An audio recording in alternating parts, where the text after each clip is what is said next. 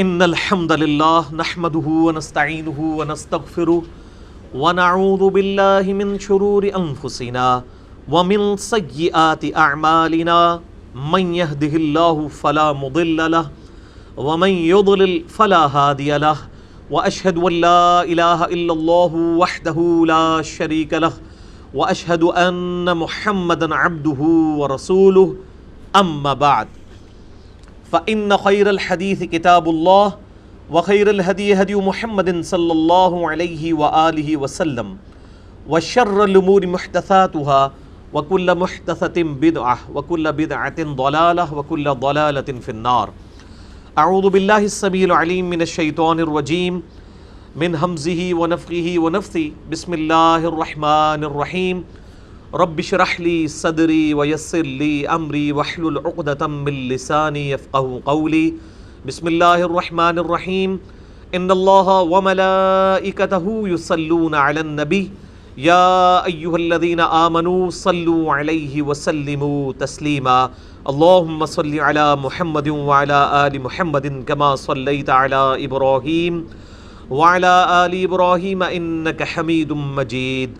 اللهم بارك على محمد وعلى آل محمد كما باركت على إبراهيم وعلى آل إبراهيم إنك حميد مجيد. اللهم ربنا آتنا في الدنيا حسنة وفي الآخرة حسنة وقنا عذاب النار. ربنا آتنا من لدنك رحمة وهيئ لنا من أمرنا رشدا. لا إله إلا أنت سبحانك إني كنت من الظالمين. حسبنا الله ونعم الوكيل ولا حول ولا قوة إلا بالله العلي العظيم. آمین. الحمدللہ آج 20 مئی 2018 کو سنڈے کے دن قرآن کلاس نمبر 291 میں ہم انشاءاللہ تعالی سورۃ المؤمن شروع کرنے جا رہے ہیں انشاءاللہ تعالی. میرے بھائیو، سورۃ المؤمن قرآن حکیم میں سورت نمبر 40 ہے اور یہ مکی سورت ہے. سورۃ المؤمن کا ایک اور دوسرا نام بھی ہے سورہ غافر، جو آیت نمبر 3 کے اندر اللہ تعالیٰ کے لیے یہ نام آ جائے گا. قرآن حکیم میں کئی صورتیں ایسی ہیں جن کے ایک سے زیادہ نام ہیں. ان میں سے ایک یہ سورۃ المؤمن ہے، اس کا نام سورہ غافر بھی ہے. اسی طریقے سے سورہ بنی اسرائیل جو پارہ نمبر 15 کی پہلی صورت ہے، اس کا نام سورۃ الاسراء بھی ہے، کیونکہ نبی علیہ السلام کے جو زمینی معجزہ تھا الاسراء، اس کا ذکر اس صورت میں ہوا، اور آسمانی جو معجزہ تھا معراج کے حوالے سے اس کا ذکر سورۃ النجم میں ہوا. عرب کے جو قرآن حکیم چھپے ہوئے ہوتے ہیں، اگر آپ ان میں دیکھیں تو وہ سورۃ الاسراء لکھا ہوتا ہے سورہ بنی اسرائیل کو. ہمارے سب کانٹیننٹ میں سورہ بنی اسرائیل لکھا جاتا ہے. اسی طریقے سے ایک اور صورت ہے سورہ فصلت، جو اس سے اگلی صورت ہے، سورت نمبر 41. ہمارے سب کانٹیننٹ میں اس کو لکھا جاتا ہے سورہ حامیم السجدہ، جبکہ عرب ملکوں کے اندر جو قرآن حکیم چھپے ہوئے ہیں ان میں سورہ فصلت اسے لکھا جاتا ہے. تو یہ سارے کے سارے نام توقیفی ہیں، یعنی یہ موقوف ہیں آپ صلی اللہ علیہ وآلہ وسلم کے تعلیم فرمانے پر. یہ صورتوں کے نام صحابہ کرام علیہم رضوان یا علماء نے نہیں رکھے، بلکہ نبی صلی اللہ علیہ وآلہ وسلم کو اللہ نے تعلیم فرمائے، اور آپ صلی اللہ علیہ وآلہ وسلم نے جس طریقے سے قرآن حکیم من و عن امت تک پہنچایا ہے، اس طریقے سے ان صورتوں کے نام بھی آپ صلی اللہ علیہ وآلہ وسلم کو جو وحی کے ذریعے بتائے گئے وہ امت تک پہنچا دیے گئے. اللہ کا نام لے کر شروع کرتے ہیں. اپنے اپنے قرآن حکیم کھول لیجئے. سورۃ المؤمن پارہ نمبر 24 سورت نمبر 40. اعوذ باللہ من الشیطان الرجیم. بسم اللہ الرحمن الرحیم. حامیم. حروف مقطعات ہیں اور ان کی پروننسیشن کے اعتبار سے ہم نے پچھلی 2 کلاسیں کور کی ہیں. مثلا نمبر 200 اور 201 قرآن حکیم کو عربک تجوید کے ساتھ کیسے پڑھنا ہے. تو ہا کے اوپر جو ہے وہ کھڑا زبر ہے، یہ 2 حرکات یا 1 الف کے برابر کھینچا جائے گا، اور میم کے اوپر بڑی مد ہے جو کہ 5 سے 6 الف تک کھینچی جاتی ہے، تقریباً 10 حرکات کے برابر۔ تنزیل الکتاب من اللہ العزیز العلیم، یہ کتاب اتاری گئی ہے اس اللہ کی طرف سے جو غالب ہے اور چھایا ہوا ہے، العزیز غالب ہے، العلیم علم والا ہے۔ یہاں نہ بیٹھے میرے بھائی، آگے آ جائیں، آگے آ جائیں، بس ادھر۔ غافر الذنب، جو کہ بخشنے والا ہے گناہوں کا، وقابل التوب، اور توبہ قبول فرمانے والا ہے، شدید العقاب، اور سخت ہے سزا دینے میں بھی۔ لیکن ہمیں صرف تصویر کا ایک رخ بتایا جاتا ہے، او جی اللہ تعالیٰ بڑا غفور رحیم ہے، اللہ نو ساڑیاں نمازاں نہیں چاہیے دیاں۔ اللہ تعالیٰ کبھی بھی ایبسولوٹلی اپنی صفت رحمت کا ذکر نہیں کرتا، ہمیشہ عذاب کا معاملہ بھی ساتھ ذکر کیا جاتا ہے، اور جہاں پر رحمت اور توبہ کی امید دلائی جاتی ہے وہاں پر یہ بھی بات کلیئر کی جاتی ہے کہ جو توبہ کرنے کے بعد اپنی اصلاح کر لے۔ ایک وہ توبہ ہے جو انڈیا، پاکستان، بنگلہ دیش میں ہے کہ آپ اپنی مرضی کی زندگی گزاریں، گناہ بھی کرتے رہیں، نیکیاں بھی کرتے رہیں اور توبہ کرتے رہیں۔ اور ایک وہ توبہ ہے جو قرآن حکیم کی ہے کہ بھئی توبہ یہ ہے کہ اپنے گزشتہ گناہوں پر شرمندگی اور آئندہ نہ کرنے کا پکا عہد کرنا، یہ توبہ ہے، اور اپنی اصلاح بھی کرنا۔ مسئلہ نمبر 18 میرا اس کے اوپر ریکارڈڈ موجود ہے۔ غافر الذنب، یہ غافر لفظ آ گیا، سورہ غافر بھی کہتے ہیں اسی کی وجہ سے گناہوں کا بخشنے والا، وقابل التوب، اور توبہ کو قبول فرمانے والا، شدید العقاب، سخت سزا دینے والا، ذی الطول، اور نہایت ہی فضل و کرم فرمانے والا۔ لا الہ الا ہو، نہیں ہے کوئی معبود سوائے اس کے، الیہ المصیر، اور سب کو لوٹ کر اسی کی طرف جانا ہے۔ اور یہی عقیدہ جو انسان کا قبلہ درست کر رکھتا ہے کہ انسان کو مر کے لوٹ کے اپنے رب کے پاس جانا ہے۔ اگر یہ تلوار نہ لٹکی ہو تو کبھی بھی انسان کا قبلہ درست نہیں ہو سکتا، انسان کبھی بھی اپنی اصلاح نہیں کر سکتا۔ ما یجادل فی آیات اللہ الا الذین کفروا، اللہ کی آیات میں تو جھگڑا نہیں کرتے مگر وہی لوگ جو کہ انکار کرنے والے ہیں۔ انکار ایک تو عقیدے میں انکار ہے کہ آپ کتاب و سنت کو ماننے سے انکار کر دیں، اللہ اور اس کے رسول کو ماننے سے انکار کر دیں، اور ایک اعمال میں انکار ہے کہ آپ اللہ اور اس کے رسول عز و جل و صلی اللہ علیہ وآلہ وسلم کو مان رہے ہیں لیکن ان کی نہیں مان رہے۔ تو کفر کا ترجمہ انڈیا، پاکستان، بنگلہ دیش میں بڑا عجیب لیا گیا کہ اس سے مراد شاید ہندو، سکھ، عیسائی اور یہودی یہ لوگ ہیں۔ نہیں، کفر عملی بھی ہوتا ہے کہ ایک شخص اللہ کو مان رہا ہے لیکن اللہ کی نہیں مان رہا۔ صحیح مسلم میں حدیث ہے انٹرنیشنل نمبر کے مطابق کتاب الایمان چیپٹر میں 246 نمبر کہ آپ صلی اللہ علیہ وآلہ وسلم نے فرمایا بندے کے کفر اور اسلام کے درمیان فرق نماز ہے۔ اب وہ پاکستان کے شناختی کارڈ میں تو مسلمان لکھا جائے گا، نام مسلمانوں والا ہے، نماز نہیں پڑھ رہا، عملاً تو کافر ہے۔ اکثر لوگ جناب پوچھ رہے ہوتے ہیں باہر کے ملکوں سے، او جی جناب وہ یہاں پہ ہم اپنے مردوں کو کافروں کے قبرستان میں دفنا دیا کریں، کیونکہ ہم نے علماء سے سنا ہے کہ کافروں کے علماء جو ہیں، جو کافروں کے قبرستان ہیں وہ عذاب کی اماجگاہ ہیں، اس لیے ہم اپنے دوسرے ملکوں میں لاشیں بھجواتے ہیں واپس اپنے مسلمان ملکوں میں، اور لیکن اس میں پھر تردد ہوتا ہے، 8 10 دن کی ذلت کاٹنی پڑتی ہے، پھر وہ سارے عذاب ہی نکال لیتے ہیں، پیچھے بھی رشتہ دار سارے ٹنگے ہوتے ہیں، پوری زندگی وہ فون سنتے رہتے ہیں ان کے، اور مرنے کے بعد 1 ہفتے کی سزا ان کو یہ بھی ہوتی ہے کہ لاش کا بھی انتظار کرنا پڑتا ہے، وہ زیادہ تکلیف ان کو کاٹنی پڑتی ہے پچھلے رشتہ داروں کو۔ اور لوگ وہاں پہ اس لیے نہیں دفنا رہے ہوتے کہ جی وہ کافروں کا قبرستان ہے، اور بھائی تو یہاں کون سے مسلمانوں کے قبرستان ہے؟ یہ آپ کے شناختی کارڈ میں مسلمانوں کے قبرستان ہے۔ کوئی یہ دعویٰ کر سکتا ہے کہ اس قبرستان میں جتنے مردے دفن ہیں یہ سارے نمازی تھے؟ 1% بھی نہیں ہوتے نمازی، تو یہ کون سے مسلمانوں کے قبرستان ہے؟ یہ شناختی کارڈ کے مسلمانوں والے قبرستان ہے، اللہ کے حضور یہ مسلمانوں والے قبرستان نہیں ہے۔ تو قبرستان کوئی بھی ہے، آپ جہاں پہ اس کو دفنا دیں، اس سے کوئی فرق نہیں پڑتا کہ وہ مسلمانوں کا قبرستان ہے یا بے نمازی کافروں کا قبرستان ہے یا یہودی عیسائی کافروں کا قبرستان ہے۔ مدینہ شریف میں جو بقیع غرقد ہے وہ ایک جس کو کہتے ہیں سانجائی قبرستان تھا، وہیں پہ منافقین کی قبریں بھی ہیں، وہیں پہ کافروں کی قبریں بھی ہیں، وہیں پہ مشرکین کی قبریں بھی ہیں، وہیں پر صحابہ کرام کی قبریں بھی ہیں علیہم رضوان۔ تو اللہ کی آیات میں تو جھگڑتے نہیں مگر وہ لوگ جو انکار کرنے والے ہیں۔ فلا یغررک تقلبہم فی البلاد، تو اے نبی علیہ السلام آپ کو دھوکے میں نہ ڈال دے ان کا شہروں میں بڑے کر و فر کے ساتھ پھرنا، یعنی ان کا جو دنیاوی سٹیٹس ہے اے نبی صلی اللہ علیہ وآلہ وسلم، یہ آپ کو دھوکے میں نہ ڈال دے کہ اگر یہ اللہ تعالیٰ کے حضور منظور نظر نہیں ہے تو اللہ نے دنیاوی ان کو اچھا سٹیٹس کیوں دیا ہوا ہے، یہ چیز آپ کو دھوکے میں مبتلا نہ کر دے۔ اب مجھے ذرا یہ بتائیے کہ اگر نبی علیہ السلام کو یہ بات کہی جا رہی ہے کہ آپ دھوکے میں مبتلا نہ ہوں کافروں کا سٹیٹس دیکھ کے، تو ہم اور آپ کس شمار کے اندر ہیں؟ یعنی انسان کی ایک صفت ہے کہ بظاہر جو کچھ ہو رہا ہوتا ہے اس کی وجہ سے اس کے اوپر اثرات ضرور آتے ہیں، حتیٰ کہ نبی علیہ السلام کو بھی کہا جا رہا ہے کہ آپ کو دھوکے میں مبتلا نہ کر دے کافروں کا ٹھاٹ باٹ کے ساتھ اس دنیا کی زندگی میں رہنا، کہ کہیں یہ اللہ تعالیٰ کے منظور نظر تو نہیں ہے، یا اللہ تعالیٰ ان پہ گرفت کیوں نہیں کرتا۔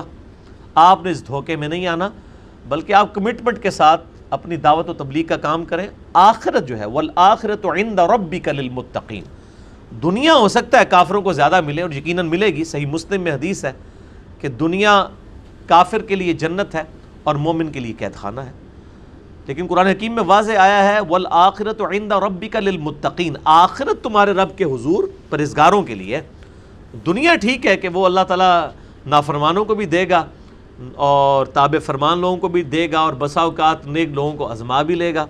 وَلَنَبْلُوَنَّكُمْ بِشَيْءٍ مِّنَ الْخَوْفِ وَالْجُوعِ وَنَقْصٍ مِّنَ الْأَمْوَالِ وَالْأَنفُسِ وَالثَّمَرَاتِ، ہم ضرور آزمائیں گے تمہیں کچھ تھوڑے سے خوف سے، بھوک سے، اور اسی طریقے سے جان اور مال میں نقصان کے ذریعے۔ پھر دیکھیں گے کون صبر کرنے والے ہیں، اور جو صبر کرنے والے ہیں تو پھر ان اللہ مع الصابرین، اللہ تعالیٰ صبر کرنے والوں کے ساتھ ہے۔ کذبت قبلہم قوم نوح، ان سے پہلے بھی یعنی مشرکین عرب سے پہلے بھی قوم نوح نے بھی جھٹلایا تھا، والاحزاب من بعدہم، اور ان کے بعد اور گروہوں میں بھی، نوح علیہ السلام کے بعد ہود علیہ السلام آئے، صالح علیہ السلام آئے، ابراہیم علیہ السلام آئے، شعیب علیہ السلام آئے، موسیٰ علیہ السلام آئے، عیسیٰ علیہ السلام آئے۔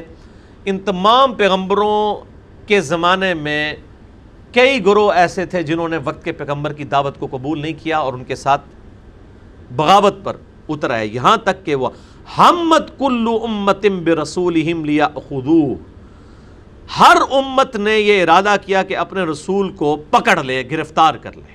ہمارے نبی علیہ السلام کے ساتھ بھی یہی ہوا ہے، جب آپ مکے سے مدینے کی طرف ہجرت کر گئے، اس دوران آپ کے قتل کا بھی انہوں نے پورا پلان بنایا ہوا تھا، اللہ تعالیٰ نے آپ کو بچا لیا۔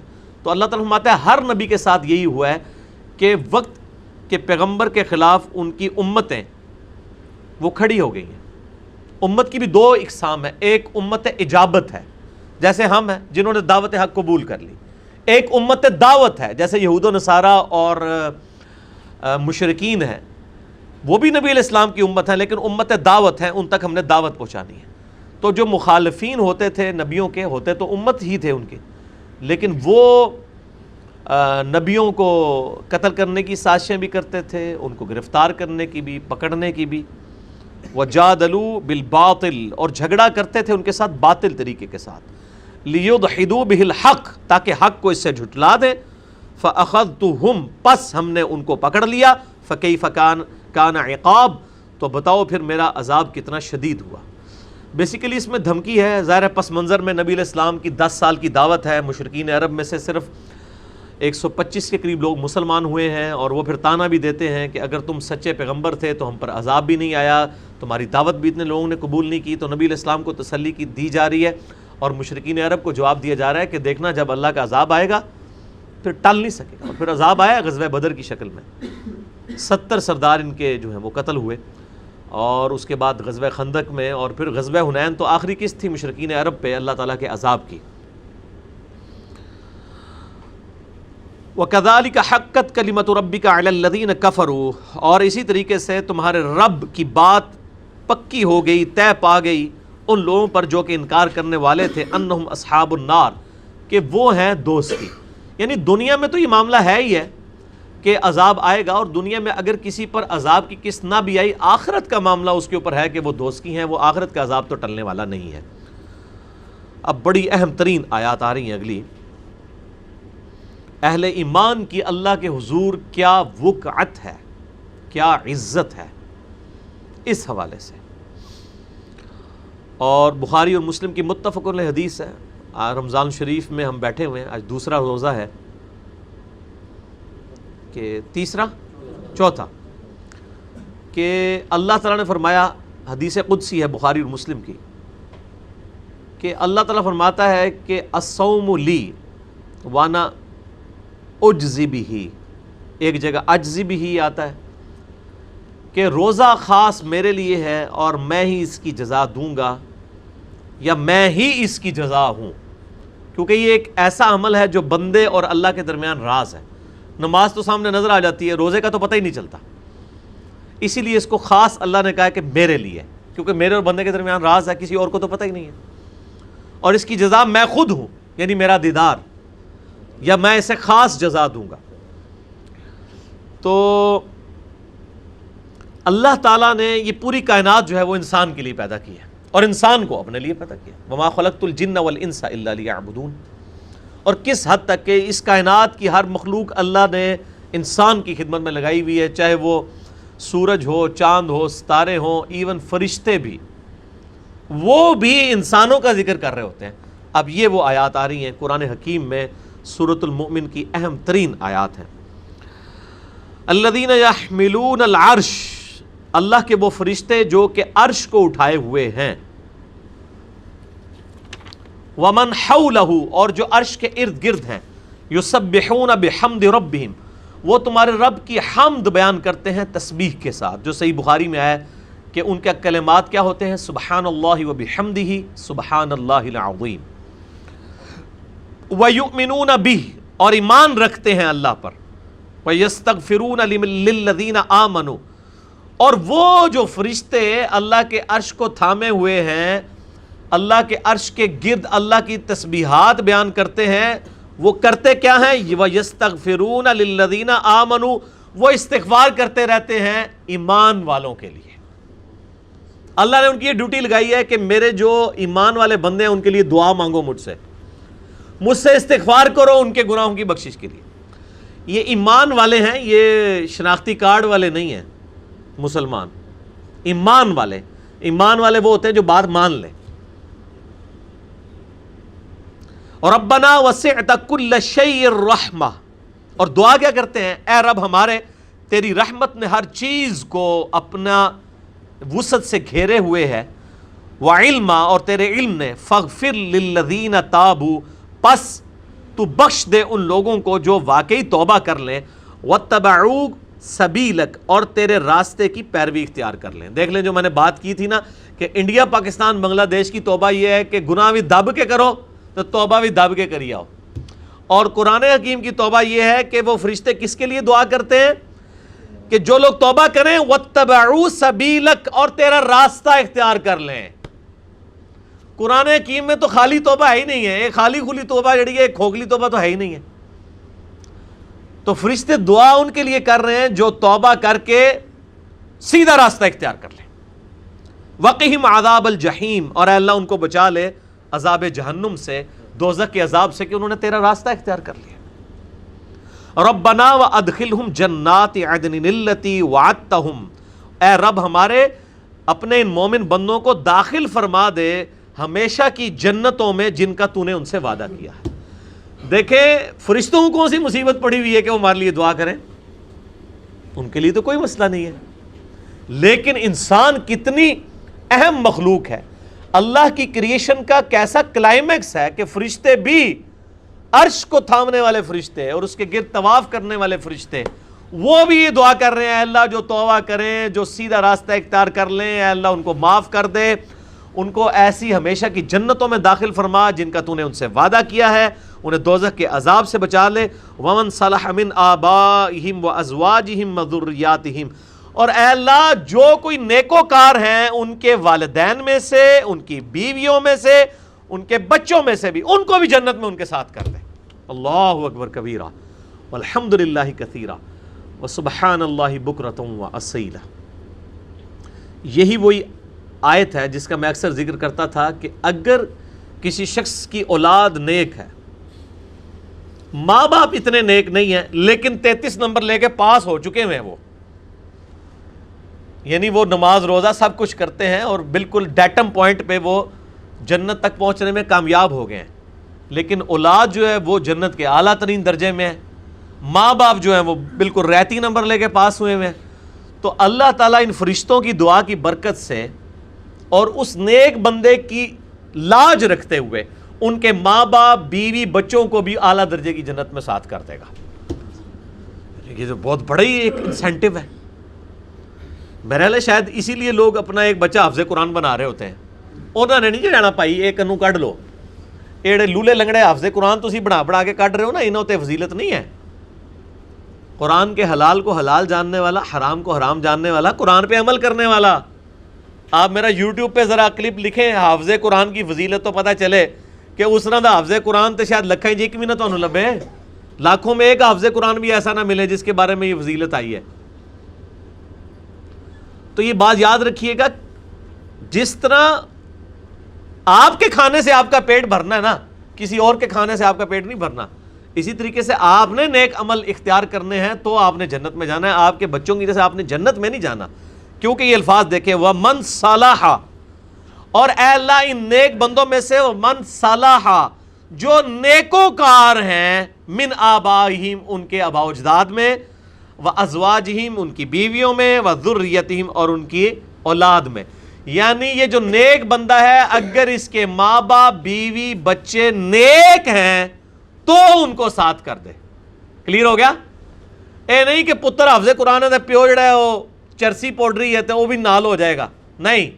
وَمَنْ صَلَحَ جو صالح ہے اللہ، اگر ان کے ماں باپ صالح ہیں یعنی وہ ریتی نمبر لے کے پاس ہو کے جنت میں پہنچ چکے ہوئے ہیں، تو یہ تو چونکہ اعلیٰ کلاس میں ہے، دنیاوی اعتبار سے یہ تو رہ رہے F11 کے اندر، ٹھیک ہے نا جی۔ اور ماں باپ جو رہ رہے ہیں وہ جناب رہ رہے ہیں 22 نمبر چنگی پہ بکرا منڈی، تو یا اللہ ان کو F11 میں کر دے ساتھ، ٹھیک ہو گیا جی۔ لیکن اگر ڈیٹم لیول بھی اچیومنٹ نہیں ہے پھر کوئی نہیں۔ انک انت العزیز الحکیم، بے شک تو غالب ہے حکمت والا ہے۔ العزیز الحکیم ہمیشہ آتا ہے، یعنی غالب ایسا ہے کہ جب چاہے پکڑ سکتا ہے اپنے نافرمانوں کو، لیکن حکمت ہے ڈھیل دیتا ہے، حکمت کا تقاضا ہے کہ ڈھیل دیتا ہے، اور پھر اللہ تبارک و تعالی آخرت میں پکڑے گا، دنیا میں ڈھیل دیتا رہتا ہے۔ وَقِهِمُ السَّيِّئَاتِ اور اے اللہ اپنے ان بندوں کو بچا لے قیامت کے دن کی سزاؤں سے۔ وَمَن تَقِ السَّيِّئَاتِ اور اے اللہ جس کو تو نے اس دن سزا سے بچا لیا، ان سزاؤں سے بچا لیا، یومئذ اس دن، فقد رحمتا تو اصل رحمت تو نے اس کے اوپر فرمائی، یعنی اصل رحمت یہ ہے کہ قیامت والے دن کوئی اللہ کے عذاب سے بچ جائے۔ یہ فرشتے کہہ دیں ہیں وہ عقل نہ ہوئے تھے موجہ ہی موجہ، عقل ہوئے تھے سوچیں ہی سوچاں۔ یہاں لوگ کہتے ہیں کسی کے پاس مال دولت دنیاوی سٹیٹس زیادہ، کہتے ہیں اللہ کا بڑا کرم ہے اس سے۔ فرشتے کیا کہہ رہے ہیں؟ اللہ جس دن قیامت قائم ہوگی اس دن جو تو اپنی رحمت سے کسی کو عذاب سے بچا لے، اصل میں تیری رحمت اس دن اس بندے پہ ہوئی، دنیاوی سٹیٹس تو کوئی سٹیٹس نہیں ہے۔ وَذَلِكَ هُوَ الْفَوْزُ الْعَظِيمُ اور یہ تو بہت بڑی کامیابی ہے، یہی تو ہے بڑی کامیابی۔ اب اگلی آیت بھی سورہ المومن کی بڑی سخت ترین آیت ہے قرآن حکیم میں، اور اسی پہ میرا پچھلے دنوں جو مسئلہ نمبر 196 ریکارڈ ہوا تھا، کاش میں دنیا میں واپس جا سکتا، اس میں میں نے کراس ریفرنس کے طور پہ یہ آیت کوٹ کی تھی، اور اس کا کلپ بھی یوٹیوب پہ الگ سے چڑھا ہوا ہے، اور اس کا عنوان ہے کیا اللہ کو بھی تکلیف ہوتی ہے؟ اللہ کو بھی تکلیف ہوتی ہے کن معنوں میں؟ وہ یہ آ رہی ہے آیت سورۃ المؤمن آیت نمبر 10، ان الذین کفروا ینادون لمقت اللہ اکبر من مقتکم انفسکم، بے شک وہ لوگ جنہوں نے دنیا میں کفر اختیار کیا، اللہ کی نافرمانی کی، ناشکری کی روش اختیار کی، ینادون ان کو قیامت دن ندا کی جائے گی، لمقت اللہ اکبر من مقتکم انفسکم، آج جو تمہیں اپنی جان سے بیزاری ہو رہی ہے، جو آج تم تکلیف کاٹ رہے ہو، اللہ کو اس سے زیادہ تکلیف اور بیزاری ہوتی تھی دنیا میں، اذ تدعون الی الایمان جب تمہیں ایمان کی طرف بلایا جاتا تھا، فتکفرون تو تم ناشکری کی روش اختیار کرتے تھے۔ اللہ تعالیٰ فرماتا ہے کہ دنیا میں جب تمہیں میری طرف بلایا جاتا تھا اور تم میری دعوت کو قبول نہیں کرتے تھے، مجھے اس سے زیادہ بیزاری اور تکلیف ہوتی تھی جو بیزاری اور تکلیف آج تمہیں ہو رہی ہے اللہ کے عذاب کی وجہ سے۔ اس سے کوئی سخت آیت ہو سکتی ہے قرآن کی؟ یہ تو وہی طریقہ ہے جس طرح ہم یعنی بغیر مثال کے، میں ریزیمبلنس کے بغیر بات کر رہا ہوں، چھوٹے بچے نہیں کہتے کہ ہوں پتہ لگا بچو جی، یہ وہ چیز ہے کہ دنیا میں جب تمہیں میری طرف بلایا جاتا تھا اور تم روح گردانی کرتے تھے، تم کہتے تو اپنی قبر جانا ہے یار، میں اپنی قبر اپنی بڑی پلی نبھاؤ، تو اللہ تعالیٰ فرماتا ہے مجھے اس سے زیادہ تکلیف ہوتی تھی جو آج تمہیں اپنی جانوں سے تکلیف ہو رہی ہے۔ اب وہ کیا کہیں گے؟ اب کیا کہہ سکتے ہیں؟ رونا پیٹنا ہی ہے ان کا۔ وہ کہیں گے قالوا ربنا امتنا اثنتین واحییتنا اثنتین، اے رب ہمارے تو نے ہمیں 2 دفعہ موت دی اور 2 دفعہ زندگی دی، فاعترفنا بذنوبنا، تو آج ہمیں اعتراف ہے کہ ہم تیرے مجرم ہیں، ہم دنیا میں گناہوں کی زندگی گزارتے تھے، فہل الی خروج من سبیل، تو کیا آج کوئی راستہ ہے کہ ہم یہاں سے بھی نکل جائیں؟ اوئے ہائے ہائے۔ اب یہ بڑی امپورٹنٹ آیات ہیں، یہ میں نے حیات مسیح اور نزول مسیح علیہ السلام میں بھی یہ بیان کیا تھا، سورۃ البقرہ میں بھی آتا ہے، وہی اللہ ہے جس نے تمہیں زندگی دی، پھر موت دی، پھر زندہ کرے گا، پھر مارے گا، پھر دوبارہ زندہ کرے گا۔ 2 زندگیاں اور 2 موتیں کیا ہیں؟ جب اللہ تعالیٰ نے پہلی دفعہ انسان کو پیدا کیا تو پھر انسان کو موت دے کے سلا دیا، وہ پہلی موت تھی۔ اس کے بعد دنیا کی جب زندگی میں آیا تو یہ پہلی زندگی تھی، پھر دنیا کی زندگی میں جب موت ہو گئی یہ دوسری موت ہوئی، اور آخرت کی زندگی میں زندہ ہوا تو یہ دوسری زندگی۔ تو اب وہ کیا کہیں گے جو اللہ کے مجرم لوگ ہیں، چاہے وہ یہودی عیسائی تھے یا مسلمان تھے، وہ کہیں گے اے اللہ تو نے ہمیں 2 دفعہ موت دی، 2 دفعہ زندگی دی، یہ تو ہم ایکسپیرینس کر چکے ہیں، کیا اب اس سے بھی اگلا کوئی راستہ موجود ہے کہ چلو ہن اسی توبہ کر لینا، اگے اسی صحیح ہو جاواں گے؟ یعنی اتنی سٹیجز ہم گزار چکے ہیں، کیا اب آخرت کے بعد بھی کوئی سٹیج ہے کہ اب ہم توبہ کر لیں اور اب اس کے بعد جو اگلی سٹیج ہے اس میں تو ہمیں جنت دے دے؟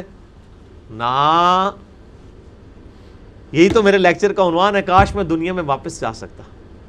وہ سورہ سجدہ میں آیا ہے کہ لوگ کہیں گے کہ اے نبی کاش تم وہ وقت دیکھ لو جب مجرم لوگ اپنے رب کے حضور سر جھکائے کھڑے ہوں گے اور کہیں گے کہ اے اللہ ہمیں ایک دفعہ دنیا میں واپس بھیج دے تو ہم نیکوکاروں کی روش اختیار کریں گے۔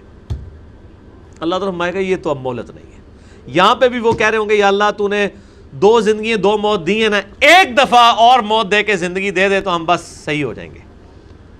تو کیا اب یہاں سے بھی بھاگنے کا کوئی راستہ ہے؟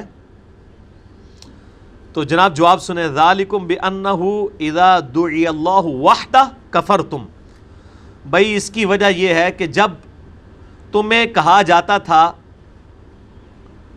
کہ ایک اکیلے اللہ کو پکارو تو تم روح گردانی کرتے تھے، حق بات قبول نہیں کرتے تھے۔ وَإِن يُشْرِكْ بِهِ تُؤْمِنُوا، اور جب تمہیں اللہ کے ساتھ اور ہستیوں کو شریک ٹھہرانے کے لیے کہا جاتا تھا پھر تم ایمان لے آیا کرتے تھے۔ یہ بڑی امپورٹنٹ آیات ہیں۔ اکیلے اللہ کو پکارنے کا کہا جاتا تھا تو تم جو ہے وہ بگڑ جاتے تھے۔ یہ آیات اس سے پچھلی صورت میں بھی آئی ہیں، سورہ الزمر میں، کہ جب اکیلے اللہ کا ذکر ہوتا ہے ان کے دل بیٹھنا شروع کر دیتے ہیں، جب اور ہستیوں کا ساتھ ذکر کرتے ہیں خوشیاں منانا شروع کر دیتے ہیں۔ یہاں پہ بھی اللہ تعالیٰ فرماتا ہے جب دنیا میں کہا جاتا تھا اکیلے اللہ کو پکارو تم انکار کرتے تھے، اور جب اللہ کے ساتھ اور ہستیوں کو شامل کیا جاتا تھا تو پھر تم ماننے کے لیے تیار ہو جاتے تھے۔ فَالْحُكْمُ لِلَّهِ الْعَلِيِّ الْكَبِيرِ، پس اختیار تو اللہ ہی کا ہے جو بلند ہے اور بڑائی والا ہے۔ یعنی آخرت میں تو پھر سب کو پتہ چل جائے گا کہ کوئی نہیں ہے جو دھونس کے ساتھ بچا سکے۔ یہاں تو کہتے ہیں نا جناب، ہمارے پیر صاحب نے کہا میں اس وقت تک جنت میں نہیں جاؤں گا جب تک کہ اپنے سارے مریدین جنت میں نہ لے جاؤں۔ یہ یہاں پہ ہے، مار لیں جتنی گپیں مارنی ہے میرے بھائی، آخرت میں تو پھر لگ پتہ جائے گا، سارے لین حاضر ہوئے ہوں گے۔ تو اللہ تعالیٰ مارے کہ جب اور ہستیاں شامل کی جاتی تھی پھر تم ایمان لے آتے تھے۔ والذی یریکم آیاتہ، وہی اللہ ہے جو تمہیں نشانیاں دکھاتا ہے اپنی۔ وَيُنَزِّلُ لَكُم مِّنَ السَّمَاءِ رِزْقًا، اور وہ تمہارے لیے آسمان سے رزق اتارتا ہے۔ کون سا رزق؟ بارش۔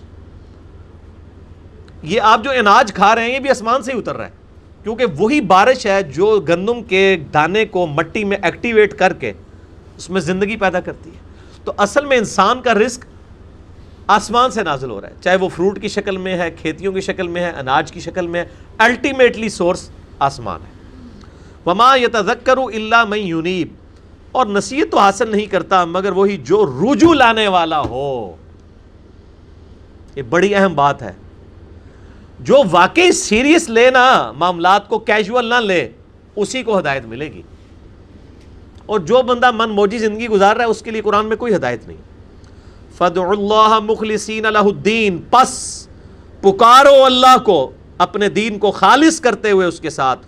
وَلَوْ كَرِهَ الْكَافِرُونَ، چاہے کافر اس بات کا برا مانے، اکیلے اللہ کو پکارو. إِيَّاكَ نَعْبُدُ وَإِيَّاكَ نَسْتَعِينُ. کافر کا یہاں تو مسلمان کافر جو ہیں وہ بھی برا مان رہے ہیں. مسلمان کافر وہ ہیں جو کلمے والے مسلمان ہیں، اعمال میں کافر ہیں، عقیدوں میں کافر ہیں. ان کے چہرے بگڑنا شروع ہو جاتے ہیں. میں نے یہاں پر یہ چیلنج دیا ہے کہ جو لوگ اللہ کے ساتھ اور ہستیوں کو پکار رہے ہیں نا مدد کے لیے، اولیاء اللہ کو، صحابہ کو، پیغمبروں کو، فرشتوں کو، آپ ان کی مسجد میں جا کے صرف یا اللہ مدد لکھ دیں. 50 مسجدوں میں یا اللہ مدد لکھیں نا، کوئی ایک مسجد بھی نہیں بچے گی جس میں سے وہ نہ مٹائیں، یا وہ ساتھ یا رسول اللہ مدد، یا علی مدد لکھ دیں گے اگر مٹائیں گے نہیں. خالی یا اللہ مدد لکھا ہوا نہیں باقی رہنے دیں گے. نماز میں پڑھ رہے ہوں گے ایاک نعبد و ایاک نستعین، لیکن اس عقیدے کو ہضم کرنے کے لیے تیار ہی نہیں، بلکہ چہرے بگڑنا شروع ہو جاتے ہیں. اور یہ ہر اس بندے کا حال ہے جس کے عقیدے میں خرابی. نبی علیہ السلام کے بارے میں بھی جس کے دل میں خرابی ہے عقیدے میں، اس کا بھی یہی حال ہے. یعنی اگر آپ کسی کو کہنا یار ہمیں یہ دیکھنا چاہیے کہ نبی علیہ السلام نے کیا دین دیا ہے، بڑے سے بڑے امام، بڑے سے بڑے بزرگ سے بھی غلطی ہو سکتی ہے. بس یہ آپ کسی کے سامنے بات کریں نا، جو بابوں کے ماننے والے ہیں وہ سمجھیں گے آپ نے ان کو ماں بہن کی گالی دے دی ہے. ارے تسی بزرگوں نہیں مانتے، تسی ماما نہیں مانتے. حالانکہ ذکر کس کا ہو رہا ہے؟ نبی علیہ السلام کا. نبی علیہ السلام کے مقابلے میں تو کسی کو نہیں مانا جا سکتا نا. اور میرا خیال ہے جن اماموں کے نام پہ انہوں نے فرقے کھڑے کیے ہیں، ان اماموں کے سامنے یہ بات کی جائے نا کہ ہمیں دیکھنا چاہیے کتاب و سنت میں کیا لکھا ہے، تو وہ نہیں اس بات کا برا مانیں گے. وہ کہیں گے ہاں جی یہی ہماری بھی تعلیمات ہیں.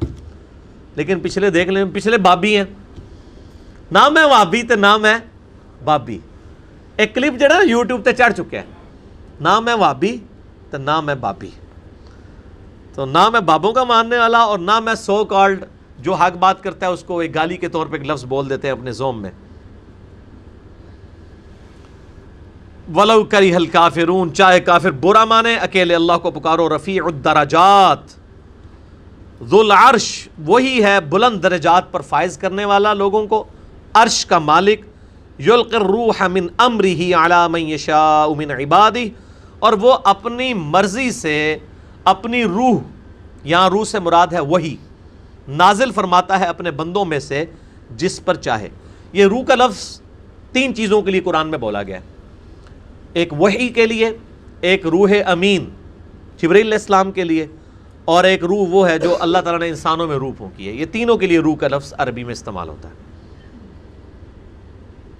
لِيُنذِرَ يَوْمَ الطَّلَاقِ، اور اللہ تعالیٰ اپنے بندوں پر وحی اس لیے نازل کرتا ہے اپنے پیغمبروں پر تاکہ وہ ڈر سنا دیں یوم الطلاق، ملاقات کے دن کے بارے میں. ایک طلاق توئیں کے ساتھ لکھی جاتی ہے، تو کے ساتھ. انہوں پتہ لگا کڈا فرق پہنتا ہے عربی وچ. اردو میں تو دونوں ہی طلاق ہیں. عربی میں ایک ہوگا طلاق اور یہ ہے طلاق. جیسے میں نے قلب اور قلب کا فرق بتایا تھا. طلاق جو ہے وہ ہے جو عموماً ہم جو میاں بیوی کی طلاق ہے، اور یہ طلاق ملاقات کا دن. یوم ہم بارزون، وہ دن جب وہ ظاہر ہوں گے. لا یخفی علی اللہ منہم شیء، تو اللہ تعالیٰ کے سامنے ان کی کوئی چیز مخفی نہیں رہے گی جب یہ حاضر کیے جائیں گے اللہ کے سامنے. لمن الملک اليوم، اللہ کی طرف سے ندا ہوگی بتاؤ آج کس کی بادشاہت ہے. للہ الواحد القہار، اللہ تعالیٰ کی طرف سے ہی جواب آئے گا آج اکیلے اللہ کی بادشاہت ہے جو سب پہ چھایا ہوا ہے. یہ بڑا خطرناک معاملہ ہے. اللہ نے اپنے قیامت کے دن اپنا نام غفور الرحیم نہیں رکھا ہوا، قہار رکھا ہوا ہے، چھایا ہوا، اپنے بندوں پر چھایا ہوا. بڑا خطرناک معاملہ ہے میرے بھائیو. اللہ تعالیٰ ظاہر جلال میں تو ہوگا، اللہ تعالیٰ نے یعنی ہزاروں سال لوگوں کی نافرمانیاں نہیں دیکھی کیا، اور لوگوں کو ڈھیل نہیں دی ہے؟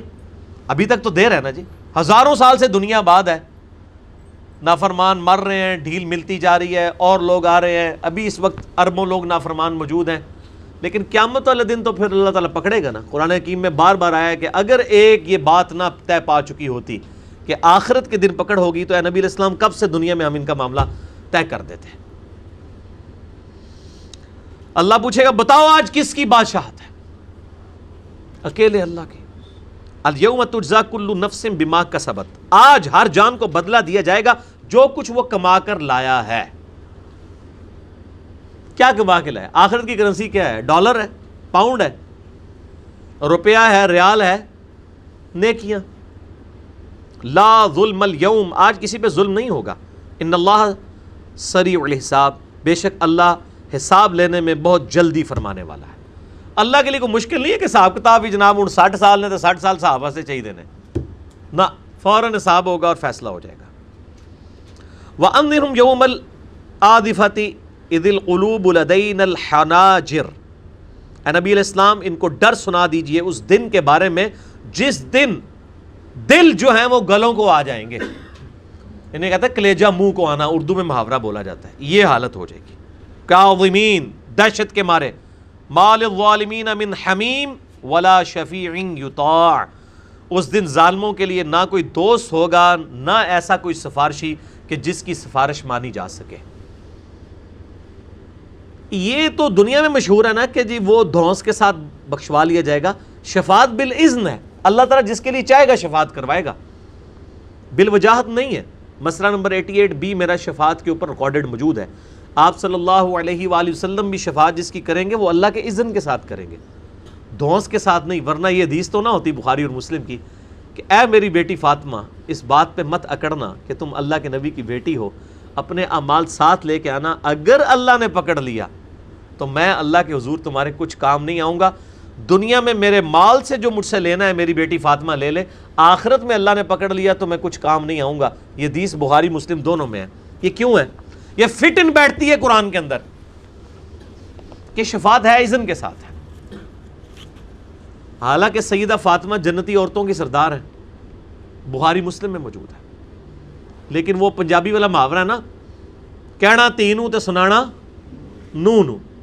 نبی علیہ السلام نے فرمایا تو سیدہ فاطمہ سے ہے، لیکن اصل میں میسج پوری امت کو دیا ہے کہ یہ نہ ہو کہ بعد میں آ کے لوگ کلیم کریں کہ جناب اسی تے جنت ہی لے جائیں گے تو انہوں، جس طرح آج ہمارے تصوف کے سلسلوں میں یعنی یہ لوگ بڑے وثوق کے ساتھ یہ دعوے کرتے آ رہے ہیں صدیوں سے، یعنی شرم و حیا نہیں ہے اتنا بڑا دعویٰ کرنا۔ ان بزرگوں نے نہیں کیے ہوں گے، یقیناً ان کے ماننے والوں نے ان کی طرف منسوب کر دی، اور اگر ان بزرگوں نے بھی کیے تو غلط کیے۔ اور میں اکثر کہتا ہوں کہ بزرگوں کی ہمیں دھونس لگا رہے ہوتے ہیں کہ جی انہوں نے کلمہ پڑھایا، یہ کیا۔ ہم یہ کہتے ہیں اللہ کے بندو کہ اگر آپ سمجھتے ہیں کہ اسلام کی کوئی خدمت صرف کلمہ پڑھانا ہی ہے اور کوئی اسلام کی خدمت نہیں ہے، تو کلمہ تو قادیانیوں نے بھی پڑھا ہوا ہے، اور سنیوں سے پوچھیں تو شیعہ کے بزرگوں نے ایران میں شیعہ کو بھی کلمہ پڑھایا، وہ ان کا کلمہ ماننے کے لیے تیار نہیں ہوں گے۔ ان سے پوچھیں گے وہ سنیوں کا کلمہ ماننے کے لیے، تو ان کے بزرگ نہیں گزرے، ان کے بزرگ ہیں تو ان کے بزرگ بھی ہیں، اور وہ کہیں گے کہ اگر ہمارے بزرگ ہیں تو ان کے بزرگ بھی ہیں۔ تو میں نے تو میرا ایک یوٹیوب پہ کلپ چڑھا ہوا ہے،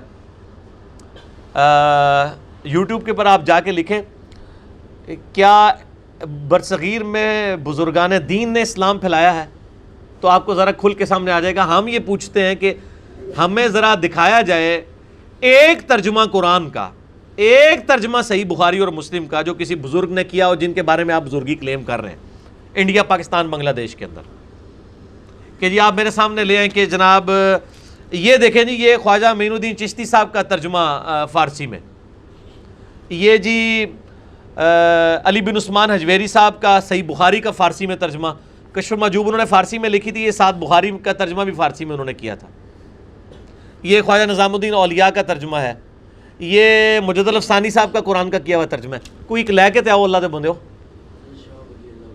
شاہ ولی اللہ کا ہے، تو شاہ ولی اللہ تو جب ترجمہ کیا تو پھر جنگلوں میں 5 سال چھپے رہے، آپ کو پتہ ہے، پہلا ترجمہ شاہ ولی اللہ دہلوی نے کیا ہے، اور وہ تو آپ گزرے ہیں، ان بیچاروں کو تو کوئی اتنا زیادہ عرصہ ہی نہیں ہوا. 1176 ہجری میں فوت ہوئے ہیں، 1176 میں. آج 1439 چل رہا ہے. ٹھیک ہو گیا. ان کو تو 300 سال بھی نہیں ہوئے فوت ہوئے. تو یہ تو میں 1000 سال پرانی باتیں کر رہا ہوں. تو انہوں نے ترجمہ کیا، ان کو جنگلوں میں چھپنا پڑا. لوگوں نے فتویٰ لگا دیا کہ جی اس نے شاہ ولی اللہ دہلوی نے قرآن ہی بدل دیتا، اللہ نے عربی نازل کیتا سی، نے فارسی بنا چھڑیا ہے. ایکسیپٹنس ہی نہیں تھی. یہ جو آج میں اس لیے کہتا ہوں کہ صحابہ تابعین تبع تابعین کے بعد اسلام نے سب سے مبارک دور جو دیکھا ہے وہ آج کا دور ہے، جب قرآن کا ترجمہ بھی اویلیبل ہے، ہر فرقے کا اویلیبل ہے. چل جھگڑے ہی ختم ہو گیا. ہم تو کہتے ہیں جو جس فرقے سے ہے اسی کا پڑھے. بخاری کا بھی اسی فرقے کا پڑھے، مسلم کا اسی فرقے کا پڑھے، پتہ چل جائے گا. بھائی جادو ہو جو سر چڑھ کے بولے، کتابیں آپ کی ہوں، ترجمے آپ کے ہوں، بات ہماری نکلے، تو پھر میں کہاں گا نہ میں وہابی تو نہ میں بابی. تو اللہ تعالیٰ فرما رہا ہے کہ اس دن کوئی شفاعت نہیں کر سکے گا. یعلم خائنۃ الاعین، اللہ جانتا ہے جو خیانت ہے لوگوں کی آنکھوں میں. آنکھوں کی جو خیانت ہے اس کو بھی اللہ تعالیٰ جانتا ہے. نبی علیہ السلام کے ساتھ بھی یہ کرتے تھے نا، جا کے مجلس میں بیٹھتے تھے، پھر آنکھوں سے یوں اشارے کرتے تھے تک کے پہ کہندا ہے. ادھر بھی کئی لوگ اس طرح آتے ہیں ججمنٹ کرنے کے لیے، ایک دوسرے کو یوں اشارے کر رہے ہوتے ہیں. اللہ فرما رہا ہے میں خیانت، آنکھوں کی خیانت کو بھی، کہ میرا ذکر ہو رہا ہے، میری بات کی جا رہی ہے اور تم آنکھوں سے خیانت کرتے ہو، اس کے اوپر بھی پکڑ کی جائے گی. اللہ جانتا ہے آنکھوں کی خیانت کو. وما تخفی الصدور، اور جو تم سینے میں چھپاتے ہو. کس نیت کے ساتھ آئے ہو درس قرآن سننے کے لیے، کس نیت کے ساتھ آئے ہو نبی صلی اللہ علیہ وآلہ وسلم کی مجلس میں، اللہ کو پتہ ہے. واللہ یقضی بالحق، قیامت والے دن اللہ فیصلہ کر دے گا حق کے ساتھ. والذین یدعون من دونہ لا یقضون بشیء، اور جن ہستیوں کو تم اللہ کے علاوہ پکار رہے ہو ان کے تو قبضے قدرت میں کوئی شے نہیں ہوگی، کوئی فیصلہ نہیں کر سکیں گے. یہاں پہ وہ کہتے ہیں جناب نہیں جی انہوں نے تو وعدہ کیا ہوا ہے کہ جی میں تو اس وقت تک جنت میں نہیں جاؤں گا جب تک سارے مریدین نہ لے جاؤں. میں یہ پوچھتا ہوں، بخاری مسلم کی حدیث ہے کہ میری بیٹی فاطمہ تو بھی نہ اس بات پہ اکڑنا کہ تم میری بیٹی ہو، اپنے اعمال ساتھ لے کے آنا. سب سے بڑا پیر تو یہ کہہ رہا ہے محمد رسول اللہ صلی اللہ علیہ وآلہ وسلم. بھئی کسی صحابی نے یہ کہا ہے کہ میں جنت میں نہیں جاؤں گا جب تک میں اپنے سارے گھر والے نہ لے جاؤں. تو یار یہ جو لوگ یہ دعوے کر رہے ہیں، یا تو یہ دعوے کرنے والے ان کے بارے میں جھوٹ بول رہے ہیں، یا جو وہ خود دعوے کر رہے ہیں وہ سب سے بڑے جھوٹے ہیں، انہوں نے آپ کو دھوکہ دیا ہوا ہے. مرد ہی لگ پتہ جائے گا، پتہ نہیں لگے گا، لگ پتہ جائے گا، لیکن اس وقت فائدہ کوئی نہیں ہونا. اللہ تعالیٰ فرماتا ہے کوئی کسی کے قبضے میں کوئی شے نہیں ہے.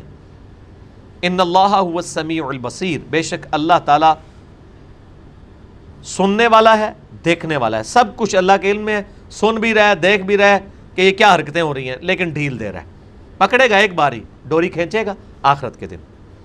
آخرت تو بہت دور ہے. بخاری مسلم کی حدیث ہے جو مر گیا اس کی قیامت قائم ہوگی. مرتے بلکہ قرآن حکیم میں تو کئی جگہ یہ آیات آئی ہیں، سورۃ الانعام کے اندر آئی ہیں اور باقی صورتوں کے اندر، کہ جب گنہگاروں کی موت کا وقت آتا ہے اسی وقت فرشتے ان کے منہ اور پیٹھوں پہ ہتھوڑے مارتے ہیں نزع کے عالم میں کہ چلو اس عذاب کی طرف. عذاب قبر پہ میرا مسئلہ نمبر 117A اور B ریکارڈڈ موجود ہے، اس میں میں نے یہ ساری آیات 10 آیات قرآن حکیم سے کوٹ کی ہیں.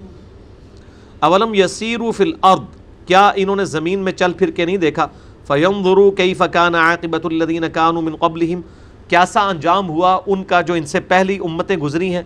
کانوا ہم اشد منہم، وہ مشرکین عرب سے بھی زیادہ مضبوط لوگ تھے، قوہ اپنی قوت میں، وآثارا فی الارض، اور انہوں نے زمین میں زیادہ آثار چھوڑے ہوئے تھے. اب یہ دیکھیں جو یہ پیرامڈز آف گیزا ہیں قاہرہ کے اندر، جو پیرامڈز اہرام مصر بنے ہیں، یعنی ان کو تقریباً 10,000 سال ہو چکے ہیں آلموسٹ. مشرکین عرب سے بھی یہ پہلے کے ہیں. تو اللہ تعالیٰ فرماتا ہے زمین میں چل پھر کے دیکھو، تم سے بڑے لوگ جنہوں نے بڑے بڑے نشان دنیا میں چھوڑے ہیں ان کو اللہ نے ملیا میٹ کر دیا. تم تو شاہی کوئی نہیں ہو. جو مصر کے فرعون تھے، فَأَخَذَهُمُ اللَّهُ بِذُنُوبِهِمْ، تو اللہ نے پکڑ لیا ان کو ان کے گناہوں کے سبب. وَمَا كَانَ لَهُم مِّنَ اللَّهِ مِن وَاقٍ، اور پھر اللہ سے ان کا کوئی بچانے والا نہ ہوا. ذَلِكَ بِأَنَّهُمْ كَانَتْ تَأْتِيهِمْ رُسُلُهُم بِالْبَيِّنَاتِ، یہ اس لیے کہ ان کے پاس ان کے رسول آئے تھے روشن نشانیاں لے کر. فَكَفَرُوا، تو انہوں نے انکار کیا. فَأَخَذَهُمُ اللَّهُ تو اللہ نے انہیں پکڑ لیا. اور میں بار بار کہہ رہا ہوں انکار سے مراد یہ نہیں ہے کہ نبی کو رسول نہ مانا جائے، بلکہ انکار یہ بھی ہے رسول مان کے بھی اس کی بات نہ مانی جائے، یہ بھی انکار ہے. میرا ایک یوٹیوب کے اوپر کلپ ہے باغیوں کو نمازی بنانے والی ویڈیو، اس میں میں نے 5 حدیثیں پیش کی ہیں کہ جو نماز نہیں پڑھتا نبی صلی اللہ علیہ وآلہ وسلم اور صحابہ کے نزدیک وہ مسلمان نہیں ہے، وہ آپ کے شناختی کارڈ میں مسلمان ہے. لہٰذا یہ جب قرآن کی آیات آتی ہیں لوگ سمجھتے ہیں یہ شاید کوئی وہ ٹرمپ کے بارے میں یا کلنٹن کے بارے میں یا بش کے بارے میں یا مودی کے بارے میں نازل ہوئی ہیں. اے اللہ دے بندو تہاڈے ماں پیو دے بارے بھی یہی آیات نے جے تسی بھی وہی کام کرو گے تے خالی خلی کلمہ پڑھنے کچھ نہیں ہونا، صرف کلمہ پڑھنے سے کچھ نہیں ہونا، آپ کے ساتھ بھی وہی معاملات ہونے ہیں، جسے فٹ اسے گفٹ. فَكَفَرُوا فَأَخَذَهُمُ اللَّهُ انہوں نے انکار کیا، اللہ نے پکڑ لیا ان کو. إِنَّهُ قَوِيٌّ شَدِيدُ الْعِقَابِ اللہ تعالیٰ بڑا طاقتور ہے اور سخت گرفت فرمانے والا، سزا دینے والا ہے. اب میرے بھائیو اتنی سخت آیات 22 آئی ہیں، دیکھیں نا انسان کا ٹیسٹ ایک طرف ڈیولپ ہو جاتا ہے. یہی قرآن میں بوریت نہیں آتی ہے، ایک ٹاپک ڈسکس ہوتا ہے پھر اچانک روئے سخن جو ہے کسی اور طرف چل پڑتا ہے. اتنی سخت آیات کے بعد اب اچانک موضوع اسی صورت میں بدلا جا رہا ہے اور موسیٰ علیہ السلام کا ذکر شروع ہو رہا ہے کہ وہ بھی ایک قوم کی طرف پیغمبر بنا کے بھیجے گئے، انہوں نے دعوت حق بلند کی. تو ان کے زمانے میں جن لوگوں نے ایمان قبول کیا ان کی کیا حالت تھی؟ ان میں سے ایک شخص ایسا تھا جو ہے تو فرعون کے درباریوں میں سے تھا، یعنی وہ فرعون کے سرداروں میں سے تھا، آپ سمجھ لیں آج کل کے اعتبار سے کہ وزراء میں سے تھا، لیکن اس شخص نے اندر سے ایمان قبول کیا ہوا تھا، اپنا ایمان کا اظہار نہیں کرتا تھا، اور اسی کا نام قرآن میں آیا ہے المؤمن، اور اسی کے نام پہ سورۃ المومن ہے. وہ اللہ کو اتنا پسند آیا بندہ، یہ قرآن حکیم میں ایک یونیک مقام ہے کہ مسلسل 2-3 صفوں تک 2-3 پیجز آلموسٹ 2-3 رکوع صرف اس مومن کی گفتگو ہے فرعون کے دربار میں، اور اللہ نے وہ گفتگو نقل کر دی ہے ایسے شخص کی جو پیغمبر نہیں ہے، صرف پیغمبر کی بات قبول کرنے والا ہے. اللہ کو اتنا پیارا ہے اور آج تک قرآن میں قیامت تک اس مومن کا ذکر پڑھا جائے گا. اس کے نام پہ اللہ نے سورت کا نام سورۃ المومن رکھ دیا. المؤمن ایک خاص مومن، موسیٰ علیہ السلام کا وہ ساتھی جو آپ پر ایمان لایا لیکن ایمان چھپاتا تھا، اور وہ فرعون کے دربار میں جب وقت کے پیغمبر موسیٰ علیہ السلام کے قتل کی سازشیں تیار ہو رہی تھی اس وقت وہ کس طریقے سے ان کو قائل کرنے کی کوشش کرتا ہے کہ بھئی تم یہ نہ کرو، یہ نہ ہو جائے، یہ نہ، وہ پوری گفتگو اللہ تعالیٰ نے نقل کی ہے اس مومن کی. وہ گفتگو اب شروع ہونے والی ہے، اس سے پہلے اللہ تعالیٰ نے تمہیداً گفتگو کی ہے. وَلَقَدْ أَرْسَلْنَا مُوسَىٰ بِآيَاتِنَا وَسُلْطَانٍ مُّبِينٍ اور بے شک موسیٰ علیہ السلام کو ہم نے بھیجا آیات کے ساتھ اور روشن دلائل کے ساتھ، یعنی ان کو معجزات دیے. إِلَىٰ فِرْعَوْنَ وَحَامَانَ وَقَارُونَ فرعون، حامان اور قارون کی طرف. فَقَالُوا سَاحِرٌ كَذَّابٌ تو کہنے لگے یہ کھلا جادوگر ہے. فَلَمَّا جَاءَهُم بِالْحَقِّ جب وہ حق کے ساتھ ان کے پاس آئے، من عندنا جو ہماری طرف سے تھا، قالوا اقتلوا ابناء الذين آمنوا معه تو کہنے لگے قتل کر ڈالو ان لوگوں کے بچوں کو، لڑکوں کو جو کہ موسیٰ کے ساتھ ایمان لا رہے ہیں. واستحيوا نساءهم اور ان کی لڑکیوں کو زندہ رکھو، لڑکے ذبح کر دو تاکہ ان کی نسل کشی والا معاملہ شروع ہو جائے، اور لڑکیوں کو زندہ رکھو. وما کید الکافرین الا فی ضلال اور کافروں کی چال تو مکر تو نہیں مگر رائیگاں جانے والی. اللہ نے تو فیصلہ ہی کچھ اور کیا تھا، یہ تو خود تباہ و برباد ہونے والے تھے فرعونی. وقال فرعون اور فرعون کہنے لگا ذرونی اقتل موسیٰ ولیدع ربہ وہ جھنجھلا کر کہنے لگا مجھے چھوڑ دو، میں موسیٰ کو قتل کروں، بلائے اپنے رب کو مدد کے لیے. انی اخاف ان یبدل دینکم مجھے تو خطرہ ہے یہ تمہارا دین ہی نہ بدل دے. دیکھیں خود گمراہ ہے اور وہ کہہ رہا ہے کہ اے جڑا موسیٰ جڑی گلاں میں کردا ہے تہاڈا دین نہ خراب کر دے، تہاڈا کتے فرقے ہی نہ خراب کر دے. تسی تے اللہ دے بندے شروع تو اس فرقے تے وہ کتے تہاڈا دماغ نہ خراب کر دے. آج بھی اسی طرح ہی ہوتا ہے، جو بات صحیح کر رہا ہوتا ہے نا اس کو کہتا ہے یار یہ تو کتے تہاڈا دین ہی نہ خراب کر دے. یار تو چنگا بھلا تیرا پیو تے رفع دان نہیں سی کردا، تو رفع دان کیوں شروع کرتا ہے؟ یہ ہر زمانے کی مینٹالٹی وہی ہے. اب فرعون کہہ رہا ہے تمہارا دین نہ بدل دے، او این یظاہر فی الارض الفساد، یا یہ زمین میں فساد مچانا چاہتا ہے۔ اصل میں جو خود فسادی ہوتا ہے نا، جب کوئی فساد ختم کرنے کے لیے آئے نا، اس کو کہتے ہیں یہ فساد مچا رہا ہے، کیونکہ وہ یہ سمجھ رہا ہوتا ہے کہ فساد مچانا تو میرا حق ہے، میں جڑی لوگوں کی مت ماری ہے مت وجی رہے، کوئی آگے انہوں نے جگائے نہ یہ تو نہیں ہونا، نہ میں وابی تو نہ میں بابی، نہ ہوں وابی بچن گے تو نہ بابیاں دے مننے لے بچن گے، کتاب و سنت کے اوپر آئیں گے انشاءاللہ تعالی، لوگ حق بات قبول کریں گے۔ تو وہ فرعون کہہ رہا ہے کہ مجھے ڈر ہے تمہارا دین نہ بدل دے، یہ تو مجھے لگتا ہے زمین میں فساد مچائے گا۔ وقال موسیٰ، تو موسیٰ علیہ السلام نے کہا انی عذت بربی وربکم من کل متکبر لا یؤمن بیوم الحساب۔ جب موسیٰ علیہ السلام کو ظاہر قتل کی دھمکیاں مل رہی ہیں تو انہوں نے باڈی گارڈ تو نہیں رکھنے تھے، انہوں نے کیا کہا؟ دعا کی کہ میں پناہ میں آتا ہوں اپنے رب کی اور اے موسیٰ تیرے بھی رب کی، ہر اس متکبر شخص سے جو کہ آخرت کے دین پر ایمان نہیں رکھتا، اس متکبر شخص کے شر سے بچنے کے لیے میں اپنے رب کی پناہ میں آتا ہوں۔ ہم یہی بات کرتے ہیں کہ جو دعوت حق کرنے والے لوگ ہیں، من الجنت والناس، جنوں اور انسانوں میں سے جو شیاطین ہیں، ان کے خلاف اپنے رب کی پناہ حاصل کریں۔ دنیا کی کوئی سیکیورٹی، دنیا کا کوئی باڈی گارڈ آپ کو موت سے نہیں بچا سکتا، تکلیف سے نہیں بچا سکتا سوائے اس اللہ کے۔ موسیٰ علیہ السلام نے بھی کہا کہ میں اپنے رب کی پناہ میں آتا ہوں۔ جو تم میری قتل کے پلاننگ کر رہے ہو نا، اور پھر دیکھیں موسیٰ علیہ السلام کو اللہ نے بچایا کہ نہیں، جنہوں کہتے ہیں نا اپنے ہاتھوں اپنی موت دیتی ہے فرعون نے، پھر 6 لاکھ بنی اسرائیل بھی حوالے کیے، پیچھے تعاقب کیا اور سمندر میں غرق ہو گیا۔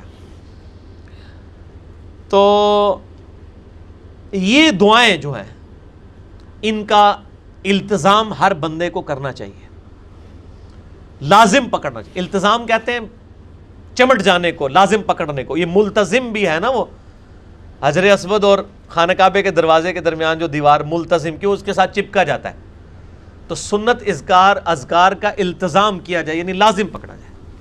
اور اس میں کئی اذکار ہیں، بسم اللہ الذی لا یضر ہے، اعوذ بکلمات اللہ، وہ بھی آپ دیکھیں نا۔ اب یہاں پہ بھی کیا کہہ رہے ہیں موسیٰ علیہ السلام؟ انی عذت بربی، میں پناہ میں آتا ہوں تیرے رب، اپنے رب کی پناہ میں، اپنے دشمنوں کے خلاف جو متکبر ہیں۔ تو اعوذ بکلمات اللہ، اور اس طریقے سے آخری 3 صورتیں ہر نماز کے بعد ہیں، وہ ہے ہی پناہ ہے۔ قل اعوذ برب الفلق، اے نبی دعا کیجئے میں پناہ میں آتا ہوں آسمانوں کے رب کے، من شر ما خلق، ہر اس چیز کے شر سے جو اسی نے پیدا کیا ہے۔ فرعون کو بھی تو اسی نے بنایا ہے، کافروں کو بھی تو اسی نے بنایا ہے، سانپوں کو، بچھوؤں کو بھی تو اس نے بنایا ہے۔ ان تمام شریر چیزوں کے خلاف میں اسی کی پناہ میں آتا ہوں۔ اس میں امام غزالی نے بڑی پیاری بات کیا، انہوں نے کہا کہ ایک خطرناک قسم کا کتا ہو نا، اس کتے سے بچنے کا طریقہ یہ ہے کہ کتے کے مالک کی پناہ میں آ جائے۔ تو کہتے ہیں یہ شیطان جو ہے نا، یہ اللہ کا چھوڑا ہوا کتا ہے، اس سے آپ مقابلہ نہیں کر سکتے، چاہے وہ جنوں میں سے یا انسانوں میں سے، من الجنت والناس ہے۔ اللہ کی پناہ میں آئے۔ قل اعوذ برب الناس، اے نبی عرض کیجئے اللہ کے حضور میں پناہ میں آتا ہوں لوگوں کے پروردگار کی، مالک الناس، جو لوگوں کا پروردگار ہے، مالک بھی ہے ان کا، الہ الناس، لوگوں کا معبود بھی ہے، من شر الوسواس الخناس۔ قل اعوذ برب الفلق میں ان تمام چیزوں کے خلاف اللہ کی پناہ لی گئی ہے جو آپ کے جسم کی باہر سے حملہ آور ہوتی ہیں، من شر ما خلق ومن شر النفاثات فی العقد، پھونکوں پہ پڑھ کے پھونکنے والیوں اور وہ جادو کرنے والی، یہ سب کچھ۔ اور قل اعوذ برب الناس میں جو اندر سے حملہ آور ہوتی چیزیں، اسی لیے جوڑا ہے قل اعوذ برب الفلق قل اعوذ برب الناس، اور ان کو کہا جاتا ہے المعوذتین، 2 پناہ دینے والی صورتیں، اللہ کی پناہ دینے والی۔ اور سورۃ الاخلاص بھی ساتھ پڑھ لیجئے تو المعوذات، 3 پناہ دینے والی صورتیں۔ اس پہ بھی میرا یعنی جادو ٹونے کے اوپر آپ مسئلہ نمبر 109 دیکھ لیں، اور جادو ٹونا سے بچاؤ کے وظائف، اس کے اوپر بھی میں نے ان 3 صورتوں کے کئی فضائل اور بتائے۔ تو انہوں نے کہا کہ میں پناہ میں آتا ہوں۔ اب وہ المؤمن کا ذکر آ رہا ہے جی، اس مومن کا جس کی تقریر اللہ نے نقل کی ہے فرعون کے دربار میں۔ وقال رجل مؤمن، کہنے لگا وہ مرد مومن جڑا، من آل فرعون، جو کہ ہے تو آل فرعون، فرعونیوں میں سے تھا، فرعون کے درباریوں اور وزراء میں سے تھا، یکتم ایمانہ، لیکن وہ اپنا ایمان چھپاتا تھا. اب وہ ایمان چھپانے کی یعنی اجازت تھی اس وقت تک، جب پیغمبر کی طرف سے حکم ہو جائے کہ اب ایمان ظاہر کرنا ہے پھر چھپایا نہیں جا سکتا. جیسا کہ ہمارے نبی علیہ السلام نے بھی 3 سال تک اجازت دی تھی ایمان چھپانے کی، پھر اعلان اجازت کی گئی. قرآن پاک میں حکم آیا کہ نہیں اب آپ اعلانیہ توحید کی دعوت بلند کریں. وہ اپنا ایمان چھپاتا تھا. تو وہ فرعون کے درباری جب یہ پلاننگ کر رہے ہیں، یہ فرعون کہہ رہا ہے کہ موسیٰ کو میں قتل کرواؤں گا، یہ کروں گا وہ کروں گا، اب وہ کیا کہنے لگا؟ اتقتلون رجلا ان یقول ربی اللہ، کیا تم ایک شخص کو صرف اس لیے قتل کر دو گے کہ وہ کہتا ہے کہ میرا رب اللہ ہے؟ وَقَدْ جَاءَكُمْ بِالْبَيِّنَاتِ مِنْ رَبِّكُمْ، جبکہ وہ تمہارے رب کی طرف سے روشن دلائل بھی تمہارے سامنے لے آیا ہے. یعنی اس نے سب کے سامنے اپنا عصا پھینکا ہے، وہ اژدہا بن گیا ہے. اتنی بڑی دلیل ہے، جادوگروں کو اس نے ہرا دیا ہے، اتنے بڑے معجزات کے ساتھ آیا، پھر بھی تم اس کی بات ماننے کے لیے. وَإِن يَكُ كَاذِبًا فَعَلَيْهِ كِذْبُ، اور اگر یہ جھوٹا ہے موسیٰ تو اس کے جھوٹے ہونے کا وبال اسی پہ ہوگا. اب یہ وہ چیز اس لیے کر رہا ہے تاکہ پتہ لگے ہوئے نہ کہا کہ سرکار تسی بھی طریقے سے تھڑک گئے. تو انہوں نے دونوں طرف بات کی کہ اگر موسیٰ اگر جھوٹا ہے نا اس پہ خود ہی عذاب آ جائے گا، چھوڑ دو تہاڑا کے لینا دینا، چھڑ دو انہوں. اللہ دے بندے ہو، نہ تہاڑی مسیتی تے انہیں قبضہ کیتا ہے، نہ تہاڑے نمازی لے نے انہیں، نہ تہاڑے چندہ بکس دے تے قبضہ کیتا ہے. چپ کر کے بیچارہ اکیڈمی چلا رہا ہے، چلان دو انہوں، کہ لیندا تہاڑا. وَإِن يَكُ كَاذِبًا، اگر یہ جھوٹا ہے فَعَلَيْهِ كِذْبُ، اسی پہ ہوگا اس کا وبال. وَإِن يَكُ صَادِقًا، اور اگر یہ سچا ہوا يُصِبْكُمْ بَعْضُ الَّذِي يَعِدُكُمْ، تو دیکھنا جو وہ وعدہ کر رہا ہے نا کہ تم پہ عذاب آ جائے گا، تے آ جانا نے عذاب ہے تک لئیو. پھر ہوں بھی جو کچھ کرتا جو کر کے دکھا چھڑتا جے. مطلب جو کچھ اس نے کہا کہ میں یہ نشانی لے کے آیا ہوں، اژدہا بن گیا، لاٹھی، جادوگروں کو اس نے لا دیا. اور اب یہی بندہ آپ کو کہہ رہا ہے کہ اگر مجھ پہ ایمان نہیں لائے تو بڑے دن کا عذاب آ جائے گا. تو عذاب بھی آ جانا جے، خدا دا نہ ہے اذن اللہ خیرو، یہ وہ کہہ رہا ہے. خیر نہیں، ضرورت نہیں. ان اللہ لا یہدی من ہوا مسرف کذاب، بے شک اللہ تعالیٰ ہدایت نہیں دیتا اس کو جو حد سے بڑھنے والا ہو. یا قوم لکم الملک اليوم، اے میری قوم دیکھو آج تو تمہاری بادشاہت ہے. ظاہرین فی الارض، تمہیں زمین میں غلبہ بھی حاصل ہے. فمن ینصرنا من بأس اللہ ان جاءنا، یہ بتاؤ کہ اگر اللہ کا عذاب آ گیا، جو موسیٰ کہہ رہا ہے کہ اس کا رب عذاب بھیج دے گا، اور وہ عذاب آ گیا تو ہمیں پھر اس عذاب کی گرفت سے کون بچائے گا؟ اور یہ اس کے بیک گراؤنڈ میں وہ چھوٹے چھوٹے عذاب شامل ہیں جو سورۃ الاعراف میں آیا ہے کہ 9 عذاب آئے تھے.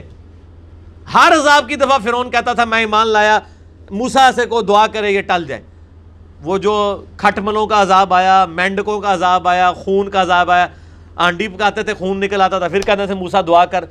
9 نشانیاں آ چکی تھی. تو اس کے پس منظر میں جب وہ درباری کہہ رہے ہیں نا کہ ہوں تک تو جو کہندا جائے نا موسیٰ ہو جانا جائے، تے تہاڈا ملیا میٹ ہو گیا، پھر کیا کرو گے؟ قال فرعون کہنے لگا ما اریکم الا ما ارا، وہ کہنے لگا دیکھو میں تو وہی مشورہ دے رہا ہوں جو مجھے نظر آ رہا ہے. وما اہدیکم الا سبیل الرشاد، میں تو تمہیں رہنمائی نہیں کر رہا مگر سیدھے راستے کی. یعنی گل کیڑی پہ ہوندی ہے، اللہ دے بندے کو جواب دے اس گل دا. وہ کہتا ہے دیکھو جی میں تمہیں صحیح دس رہا کہ بھائی اج دے دور گل کر لگا کہ بھائی میں تمہیں دسنا سی کہ بھائی بغیر رفع دین بھی نماز ہو جاتی ہے. بھائی وہ اگلا بندہ بخاری مسلم کی حدیثیں بتا رہا ہے کہ نبی علیہ السلام نماز اس طریقے سے پڑھتے تھے، تو اس کا جواب تو نہیں ہے، بس میں دسیں جناب این جی بزرگ کر دے آئے نے. یہ یعنی یہ وہ سیم ایٹیچیوڈ ہے. میں آپ کو کہہ رہا ہوں بیماری چاہے کافر میں ہے چاہے مسلمان میں، اس کی شکل یہی ہے. اب فرعون بجائے دلائل کا جواب دے اس درباری کو کہ ہاں یار تو نے صحیح بات کی ہے کہ یہ فلاں عذاب بھی آیا، یہ بھی آیا، اس طرح کچھ کیا ہے، واقعی یہ بھی نہ کر دے. اس کا کہنا دیکھو جی من تو لگ رہا ہے کہ یہی صحیح ہے. وہ اگلے دن ایک بھائی مجھے بتانے لگے، وہ کہتے ہیں جی انہوں نے سنت کے مطابق نماز شروع کی تو وہ ایک دیوبند کے مفتی کے پاس گئے، تو وہاں انہوں نے سارے علماء جمع کر لیے. وہ کہتا ہے میں نے آپ کا مسئلہ 70B سنا تھا، میں نے سارے دلائل کا جواب دیا، تو پبلک کے اوپر ایسا روپ پڑا. انہوں نے کہا جی یہ علماء تھے مفتی نے، انہوں نے پتہ ہی کسی گل کا نہیں. اور کہتا ہے جو مولوی صاحب مجھے ساتھ لے کے گئے تھے مجھے واپسی کہنے یار گل ہے ماسٹر صاحب یہ ساڑے مولوی تو واقعی بڑے کمزور نے دلائل ہی نا. گل تہاڈی مضبوط ہے، دلیل تہاڈی مضبوط ہے، لیکن آکھتے اسی ہی ہیں. یہ تو کوئی حال نہیں نا سر، ٹھیک ہے نا. یہ وہی بات ہے کہ ایک ہندو کہ یار تہاڈی گل تے مضبوط ہے کہ یار بت کسی کو کیا دے سکتے ہیں، ہم اپنے ہاتھوں سے تراشتے ہیں. لیکن ہاکتے ہنسی ہیں. اس کا تو کوئی حل نہیں ہے. یعنی دلیل سے ہی پتہ چلتا ہے نا کون حق پہ ہے. قرآن حکیم میں جو آیا سورۃ الانفال میں، جو ہلاک ہوا دلیل سے ہلاک ہوا، جو زندہ ہوا وہ دلیل سے زندہ ہوا. تو دلائل تو اڑے ماسٹر ہی مضبوط نے پر آکھتے ہنسی ہیں. یہ لگ پتہ جائے گا جناب کون آکھتے ہیں. تو یہاں پر بھی وہ دیکھیں، اب وہ آگے سے کوئی جواب نہیں ہے اس کے پاس. وہ کہنے لگا دیکھو جی میں تو جو دیکھ رہا ہوں نا وہ یہی ہے کہ میں تمہیں سیدھے راستے کی طرف بلا رہا ہوں. وقال الذی آمنا، تو وہ یہ اب وہ چھڑولے جب چھوڑی نا فرعون نے، پھر وہ مومن کہنے لگا ایمان والا، یا قومی انی اخاف علیکم مثل یوم الاحزاب، اے میری قوم مجھے تو ڈر لگ رہا ہے کہ جس طرح اگلی قوموں پہ عذاب آیا تھا نا، کہیں ہماری قوم پہ بھی عذاب نہ آ جائے. اسی طرح کی پیغمبری کی دعوت دینے والے پہلے لوگ بھی آتے تھے، وہ دھمکی لگاتے تھے، پیچھے قوم ملیہ میٹ ہو جاتی تھی، کدھرے اے بھی سچا پیغمبر ہویا تھا اسی مارے جانا چاہے. اب چونکہ ایمان چھپا رہا ہے اس لیے اس طریقے سے بات کر رہا ہے. مثل دأب قوم نوح وعاد وثمود، جس طرح کہ قوم نوح ہلاک ہوئی، قوم عاد ہود علیہ السلام کی، قوم سمود صالح علیہ السلام کی، والذین من بعدہم، ان کے بعد بھی اور قومیں ہلاک ہوئی. وما اللہ یرید ظلما للعباد، اور اللہ تعالیٰ اپنے بندوں پہ ظلم تو نہیں کرتا. ویا قوم انی اخاف علیکم یوم التناد، اور اے میری قوم مجھے تو ڈر یہ بھی ہے اس پکار کے دن کا بھی، آخرت کے دن کا بھی ڈر ہے. جو یہ موسیٰ کہتا ہے نا کہ مرنے کے بعد زندہ کیا جائے گا، تو مجھے تو ڈر لگتا ہے کہ ادھر صحیح نہیں کہنا ہوئے. یوم تولون مدبرین، جس روز پھر تم پیٹ پھیر کر بھاگو گے، ما لکم من اللہ من عاصم، اس دن اللہ کے علاوہ کوئی بچانے والا نہیں ہوگا. ومن یضلل اللہ فما لہ من ہاد، اور جسے اللہ ہی گمراہ کر دے اسے کون ہدایت دے سکتا ہے. وَلَقَدْ جَاءَكُمْ يُوسُفُ مِنْ قَبْلِ، اور دیکھو کہ اس سے پہلے یوسف علیہ السلام بھی تو مصر کے لوگوں کے پاس آئے تھے. اب فرعونیوں کو پتا تھا کہ یوسف علیہ السلام بھی کئی سو سال پہلے گزرے ہیں اور ان کی حکومت بھی قائم ہو گئی تھی. اس کے بعد پھر وہاں پہ ایک نیشنل موومنٹ آئی جس کی وجہ سے فرعونی قابض ہو گئے، انہوں نے بنی اسرائیل سے حکومت چھینی ہوئی تھی. تو اس ایمان والے کو یہ پتا تھا اور ان کی قوم کو بھی پتا تھا بھی یہاں پہ ایک یوسف پیغمبر بھی پہلے آیا تھا. دیکھا اتنے عرصے پہلے یوسف بھی ایک پیغمبر آیا تھا، من قبل بالبینات، روشن دلائل کے ساتھ. فما زلتم فی شک مما جاءکم بہ، لیکن اس وقت بھی تمہاری قوم شاکی کرتی تھی کہ یہ تو جھوٹا پیغمبر ہی نہ ہو. حتی اذا ہلاک، یہاں تک کہ جب اللہ نے یوسف کو ہلاک کر دیا. اے دیکھو جی کڈی گستاخانہ گل آئی جی. یہ آپ کو تو پٹی پڑھائی ہے نا جی، وہ آپ کہا کریں جی وہ بزرگ وصال فرما گئے ہیں، پردہ فرما گئے ہیں. یہاں پیغمبر کے لیے کیا لفظ ہے؟ ہلاکا. یہ ہوں اللہ کو تو نہیں ٹکر سکتے. اسی کہہ دئیے تو کہتے ہیں گستاخی ہو گئی ہے. اللہ تعالیٰ بھی کہتا تھا یہاں تک کہ یوسف علیہ السلام جب پردہ فرما گئے، وصال شریف فرما گئے، ٹھیک ہے جی، کوئی لفظ نہیں ہے ہلاکا. ایون ہمارے نبی علیہ السلام کے لیے سورہ آل عمران کی آیت نمبر 144 میں، وما محمد الا رسول قد خلت من قبلہ الرسل افئن مات او قتل، محمد تو نہیں مگر ایک رسول ہی صلی اللہ علیہ وآلہ وسلم، ان سے پہلے بھی کئی رسول گزرے ہیں. افئن مات، اگر یہ مر جائیں، او قتل، یا قتل کر دیے جائیں، تو کیا اپنے دین سے الٹے قدم پھر جاؤ گے؟ انڈیا پاکستان کا مولوی ہوتا ہے کہتا ہے یا اللہ تھوڑی جی چینج کرو، تسی یہ کرو کہ اگر یہ شہید ہو جائیں یا پردہ فرما جائیں یا وصال شریف فرما جائیں، تو اللہ نے کہا کہ اگر یہ مر جائیں یا قتل ہو جائیں. قتل یہاں تو ہم بول دیں نا کہ حضرت حسین کا قتل ہو، کہنا تسی گستاخی کر چھڑی ہے، شہید لفظ بولو. اللہ نے نبیوں کے لیے قتل کا لفظ استعمال کیا. ایک گستاخی ویسے ساری اردو پنجابی چی ہوندی ہے، عربی کوئی چیز گستاخی نہیں ہوندی، کیونکہ لفظ ہی اردو دا ہے، گاف تے ہوندی نہیں نا عربی وچ. گستاخی عربی تے گاف ہوندی نہیں نا، یہ ساری گستاخیاں اردو پنجابی چی ہوندیاں نے، عربی چ ہوندی نہیں، کوئی گاف نہیں عربی چ. یعنی اپنی طرح سے ڈاکٹرائن بنائی ہوئی ہے. گستاخی اس وقت ہوتی ہے جب وہ نیتاً کوئی چیز گستاخی ہو، جو الفاظ قرآن میں ہے. اب یہاں پہ کیا ہے؟ حتی اذا ہلاکا، یہاں تک کہ جب ہلاک کر دیا اللہ نے یوسف کو. اچھا نبی علیہ السلام کے بھی لیے بھی یہ لفظ آیا ہے ہلاکت والا. سورہ ملک نہیں پڑھتے؟ قل ارأیتم ان اہلکنی اللہ ومن معی، اے نبی ذرا فرما دیجئے کہ اگر اللہ مجھے ہلاک کر دے اور میرے ساتھیوں کو، تو تم کو کون اللہ کے عذاب سے بچا؟ فمن یجیر الکافرین من عذاب علیم. یعنی اے نبی تم فرما دو کہ اگر ہم بھی اللہ کے نافرمان ہوں، اللہ ہمیں ہلاک کر دے، میرے صحابہ کو بھی ہلاک کر دے، تو کافر کس کھیت کی مولی ہیں، کس باغ کی مولی ہیں؟ یہ ہلاکہ کا لفظ نبی علیہ السلام کے لیے بھی آیا ہے. اسی لیے میں کہتا ہوں کہ جس اللہ اور رسول کا تعارف آپ کو انڈیا، پاکستان، بنگلہ دیش، افغانستان کے مولوی نے کروایا وہ اور ہے، جو قرآن و سنت کا خدا ہے وہ اور ہے. حتی اذا ہلاک. اچھا میرا ایک کلپ بھی چڑھا ہوا ہے، وصال النبی یا وفات النبی، مسئلہ 163 کا. یہ ہمیں ایشو اس لیے ڈسکس کرنے پڑتے ہیں کہ اس دور کے مسئلے ہیں. یہاں تو مطلب ایک مکتبہ فکر کھڑا ہوا ہے پوری دنیا کو گستاخ رسول ڈکلیئر کرنے پہ، حالانکہ خود اور ان کے سارے بابے اکثر گستاخ گزرے. اور جس نے تسلی کرنی ہے مسئلہ 71B میرا دیکھ لے، انڈیا اور پاکستان کے بزرگوں کی 19 گستاخانہ عبارات کا تحقیقی جائزہ. حتی اذا ہلاک، یہاں تک کہ جب یوسف علیہ السلام کو اللہ نے ہلاک کیا، تم کہنے لگے لن یبعث اللہ من بعدی، اللہ تعالیٰ اس کے بعد کسی کو رسول نہیں بنا کے بھیجے گا. کذالک یضل اللہ من ہوا مسرف مرتاب، اللہ تعالیٰ اس کو ہدایت نہیں دیتا جو حد سے بڑھنے والا ہے، شکی مزاج ہے. اللہ تعالیٰ اسے یوں ہی گمراہ کرتا ہے. کذالک یضل اللہ من ہوا مسرف مرتاب، اللہ تعالیٰ اس طریقے سے گمراہ کر دیتا ہے اس کو جو حد سے بڑھنے والا ہو، شکی مزاج ہو.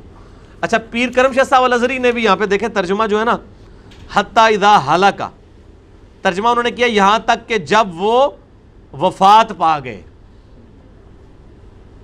کتنی زیادتی ہے، یعنی ہلاکہ کا ترجمہ وفات کہاں پہ ہوتا ہے؟ وفات خود عربی کا لفظ ہے، آپ کو پتا ہے وفات عربی کا لفظ ہے. اللہ نے وفات لفظ استعمال نہیں کیا، ہلاک کا لفظ استعمال کیا ہے. انہوں نے اللہ کو نعوذ باللہ پھر ٹیچ کیا ہے اپنے زوم کے اندر کہ نہیں ادھر اے لفظ ہونا چاہیے تھا سی. اور ظالموں کتنا بڑا ظلم کرتے ہو، قرآن کو بدل رہے ہو. اور یہی ظلم کرتے ہیں یہ لوگ، جہاں پہ آ جانا اللہ کے علاوہ کسی کو مت پکارو، پکارو کا ترجمہ کر دیتے ہیں مت عبادت کرو. قرآن میں آیت ہے نا وَأَنَّ الْمَسَاجِدَ لِلَّهِ فَلَا تَدْعُوا مَعَ اللَّهِ أَحَدًا، مسجدیں اللہ کے لیے ہیں، اللہ کے ساتھ کسی اور ہستی کو مت پکارو. فَلَا تَدْعُوا، دعا، ادعو یہ لفظ پکارنے کے لیے استعمال ہوتا ہے. ترجمہ کیا ہے اللہ کے ساتھ کسی کی عبادت نہ کرو. بھئی عبادت تو سارے ہی اللہ کے کر رہے ہیں، لیکن اسی مسجد کے اندر جو ہے وہ کھڑے ہو کے وہ ایاک نعبد و ایاک نستعین بھی پڑھ رہے ہوتے ہیں. اسی مسجد میں کھڑ کے وہ کھڑے ہو کے کہہ رہے ہوتے ہیں یا غوث اعظم میری جھولی بھر دو، میں فقیر ہوں تمہارا.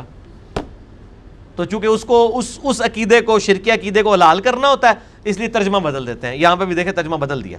الذین یجادلون فی آیات اللہ، جو لوگ اللہ کی آیات میں جھگڑے کرتے ہیں بغیر سلطان، بغیر کسی دلیل کے، آتاہم کہ ان کے پاس آئی ہو، کبر مقتا عند اللہ وعند الذین آمنوا، تو اللہ کے نزدیک بڑی ناراضگی ہے ان لوگوں کے لیے جو یہ والا معاملہ کرتے ہیں، اللہ کی آیات کو بدل دیتے ہیں، جھگڑا کرتے ہیں، بغیر دلیل کے اللہ کے بارے میں عقیدہ گھڑتے ہیں.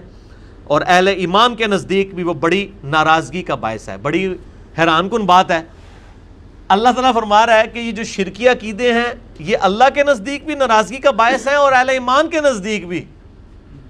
اہل ایمان کے نزدیک کیوں ہے؟ بھائی جس کے اندر ایمان ہوگا وہ تو بھڑکے گا نا جب شرکیہ باتیں دیکھے گا، گستاخانہ عقیدے دیکھے گا، ورنہ تو مومن ہی نہیں ہے. یہاں تو یہ ہونا چاہیے تھا کہ ان ساری چیزوں سے اللہ کو دکھ یا تکلیف والا معاملہ ہونا چاہیے تھا، جیسا کہ اس کی شان کے لائق ہے. لیکن اللہ تعالیٰ فرما رہا ہے کہ جو اللہ تعالیٰ کے بارے میں جھگڑتے ہیں بغیر علم کے، اللہ کے بارے میں غلط نظریات لوگوں کو بتاتے ہیں، اللہ کے نزدیک بھی نہایت ناراضگی کا باعث ہے اور اہل ایمان کے نزدیک بھی. کذالک یطبع اللہ علی کل قلب متکبر جبار، اسی طریقے سے اللہ تعالیٰ ہر مغرور شخص، سرکش جو متکبر شخص ہے اس کے دل کے اوپر مور لگا دیتا ہے. وقال فرعون، اور کہنے لگا فرعون. ٹائم ہو چکا ہے، انشاءاللہ باقی آیات اگلی دفعہ کور کریں گے. یہ 35 آیات کور ہو گئی ہیں، ابھی بھی گفتگو کافی ساری باقی ہے اس کی، المؤمن کی، جو خاص مومن ہے جس کے نام پہ سورۃ المؤمن ہے. انشاءاللہ آیت نمبر 36 سے آنورڈ اگلی دفعہ انشاءاللہ تعالیٰ کور کریں گے. اللہ تعالیٰ سے دعا ہے جو حق بات میں نے کہی اللہ تعالیٰ ہمارے دلوں میں راسخ فرمائے. اگر جذبات میں میرے منہ سے کوئی غلط بات نکل گئی تو اللہ تعالیٰ ہمارے دلوں سے ہی معاف کر دے. ہمیں کتاب و سنت کی تعلیمات پر عمل کر کے دوسرے بھائیوں تک پہنچانے کی توفیق عطا فرمائے. سبحانک اللہم و بحمدک اشہد ان لا الہ الا انت استغفرک و اتوب الیک وما علینا الا البلاغ المبین. جزاکم اللہ خیرا و احسن الجزاء.